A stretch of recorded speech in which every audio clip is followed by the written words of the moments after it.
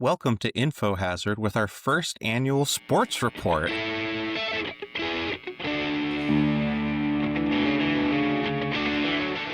Take it away, David. How are the Dodgers doing? Well, I mean, I guess they're probably playing a game right now, right? So probably I should be paying attention to that, not last week's game. Well, you shouldn't be paying attention to that. You should be paying attention to this info and its hazardous nature. But yeah, the Dodgers are getting their butts kicked right now. Really?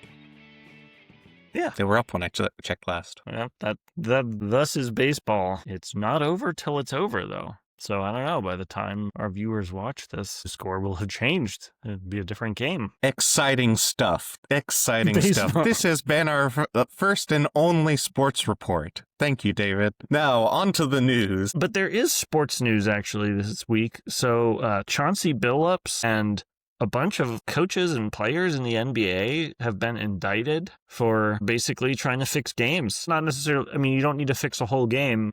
These days, people gamble on the performance of individual players and that kind of thing, you know, this fantasy basketball and whatnot. Boy, you sure have an advantage if you can, like, tell your high school buddy, the player, like, hey, you should probably, like, leave early with an injured ankle this game. Like, I'm going to bet all my money that you're going to have a shitty game, so let's do it. So yeah, they did that, allegedly. It's just insane. Like, we've opened up gambling so much in this country. We've referred to Kalshi on this podcast before. Like, you know, there are things on there where the person directly involved could conceivably could bet on how many times Jerome Powell is going to say unprecedented during the press conference. If you're Jerome Powell, you can bet on yourself to say, like, the least likely option and pay out big. It's nuts. It's insider trading when it's stocks, if you have non-public information. And yeah, like in the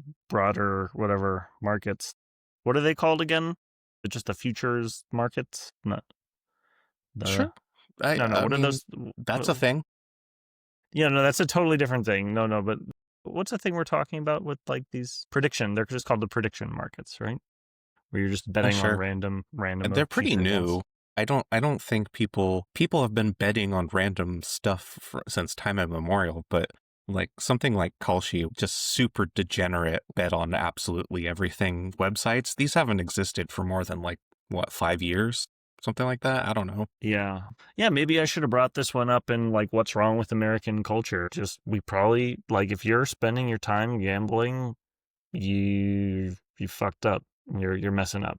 Go do something else. We don't think about gambling so much, you and I and Danny either. By the way, Danny's still out fighting in the war-torn streets of Tuscany, out there in the wheat fields, mourning his dead wife and child. Holy shit. I think that was right. I watched a documentary called Gladiator. I think it's about Danny's experience out in Italy. Okay, got it. Yeah, that sounds right. Anyways, but yeah, like gambling, not like a huge part of our lives. But if you extend the metaphor to the stock market, we talk about gambling all the time. That's essentially what the market is just a giant gambling forum. Buying a house is a gamble. Be a money hole, money pit. That's got to be on the other end of that, like, spectrum, right? Like, doing all financial interaction is a gamble, and I don't think doing anything is a gamble. Well, but yeah, any you're financial gambling. Transaction is a gamble. When I get up and go to the bathroom, I am gambling that no meteor is about to hit the bathroom, or, like, right? Because if a meteor was about to hit the bathroom, I shouldn't go to the bathroom. I should hold it. Okay. Yes. We are all doing meteor-based gambling whenever we choose a direction. Good point. Or stay still. That is also, exactly. Yeah. Every moment is a meteor-based gamble.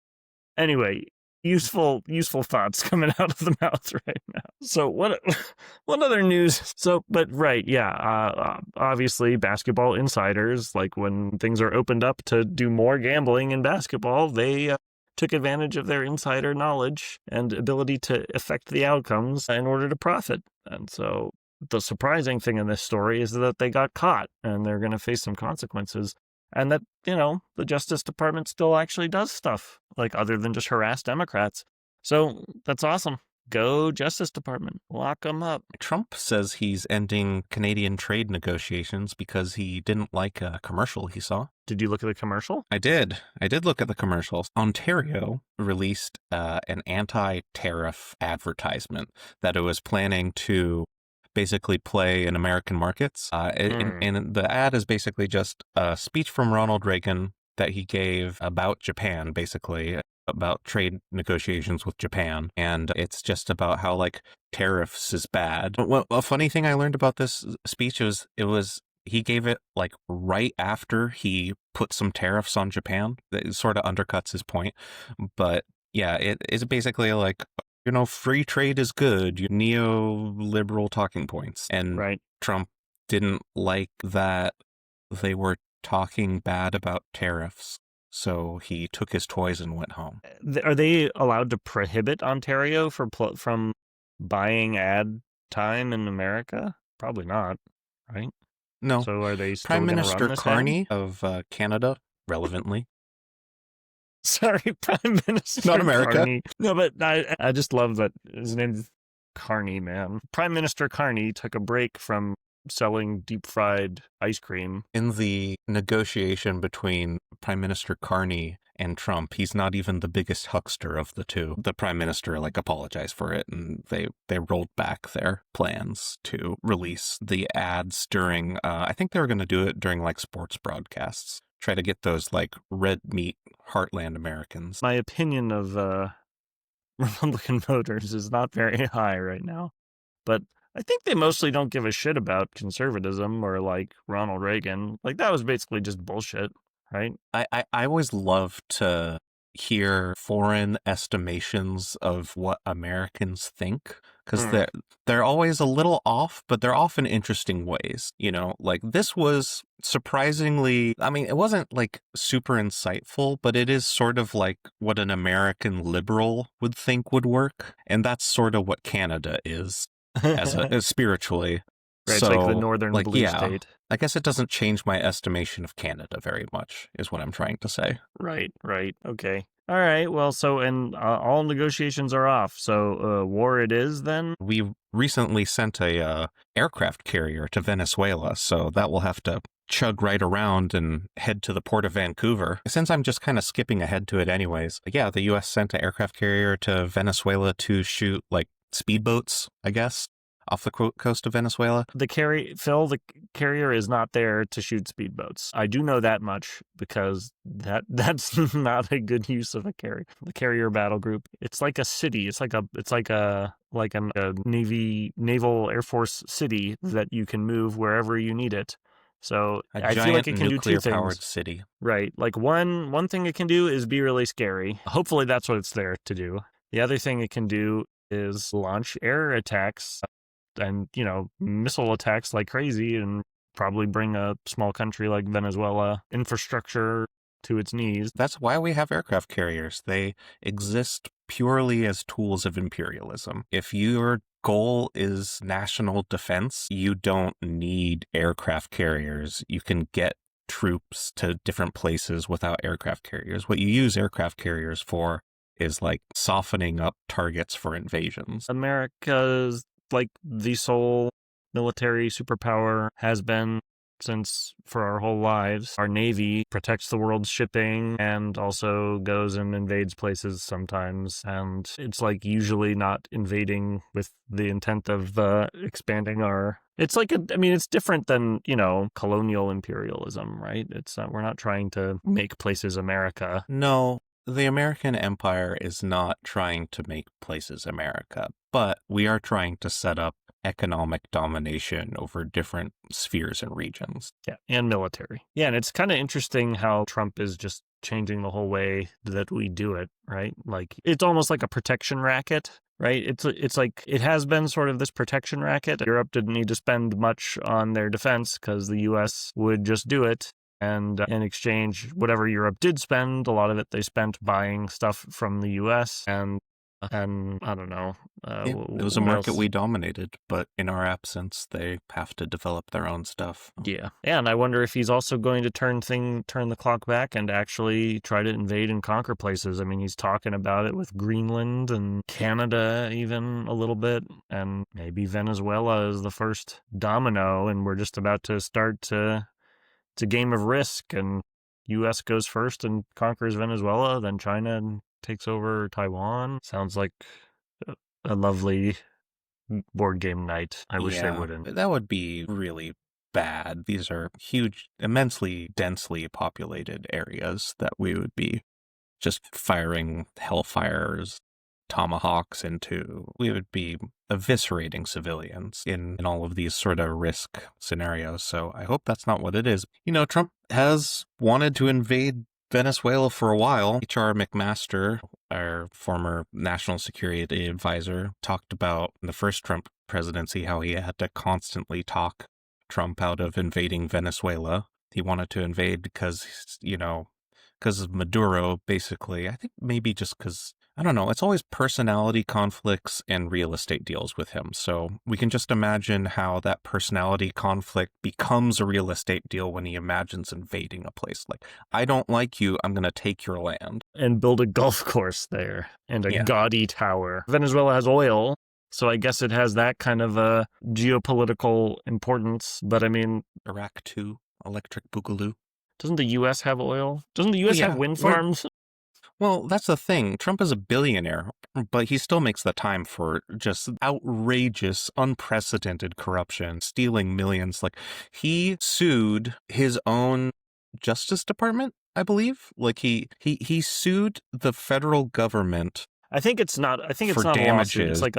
It's like a threatening letter. It's like a threatening letter to say, like, just give it up or I'm gonna sue. Right. Right. Yeah. He's trying to extort $237 million out of the government for himself personally. But like, he's on the other side of that equation, right? So can't he just be like, oh, I give up, and then give himself $237 million?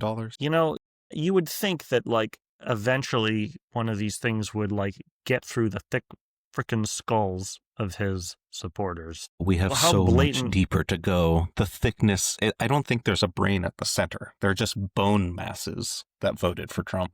It's outrageous. And Danny has his segments on like, how can you support this? Another, how This can is you year support this one. segment?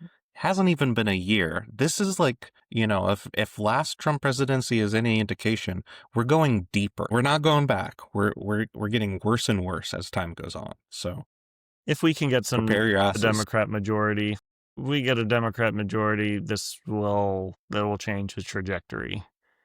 He can't get away with this shit. Mm-hmm. He can be held accountable. Congress can do it. And if society doesn't last that long, well, you can buy bolt cutters on Amazon. Do that while you can. So when things collapse, you can give yourself the 5-finger discount at the local commissary. The Louvre was smash and grab robbed. Wasn't this that they were wearing yellow vests and just like broad daylight, kind of like nonchalant were construction? In a world of like such like bullshit, arcane financial crimes, that people are still out there really trying out the classics, like stealing the crown jewels. Are you kidding me? That's such a like 1800s ass crime. I love it. Yeah, I wasn't. No, I mean I didn't read that much about it, but it is kind of curious. Like, It was a broad daylight robbery. I know that much. It took about Right. 7 minutes, which like all of the sources I read noted, because it's kind of crazy that they just went in, smashed it, took the stuff, and ran away. But yeah, Right. it's the crown jewels of France, which I thought was a little strange, right? Because France, like the United States, famously anti-royalty, at least in recent past. But these are the crown jewels of Napoleon, his wife Josephine, and his successors. So I don't know, like the French like Napoleon, right? But do they like that he was emperor?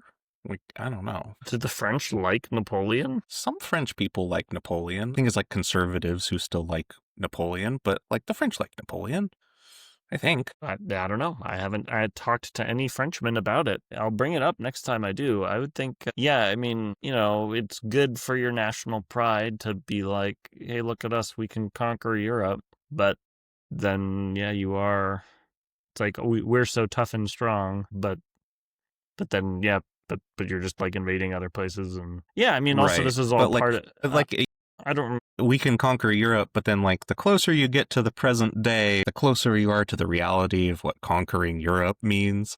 And then you get to Mustache Man and you think, well, maybe it's not so great to conquer Europe. Exactly. Right. little Deutsche Charlie Chaplin. Yeah, That's the one. exactly. I don't know how much pearls are worth. There's like one that's like a bunch of pearls, and there's one that's like inlaid with a bunch of diamonds, and then they recovered a crown. Like the thieves dropped a crown on their way out. It's like, oops. Arthur Brand, an art recovery expert, said that because the pieces are so recognizable, the thieves will likely dismantle them and melt down the gold and silver. So yeah, but like I don't think they're gonna go from like priceless, meaning worthless to thieves, to 100K maybe.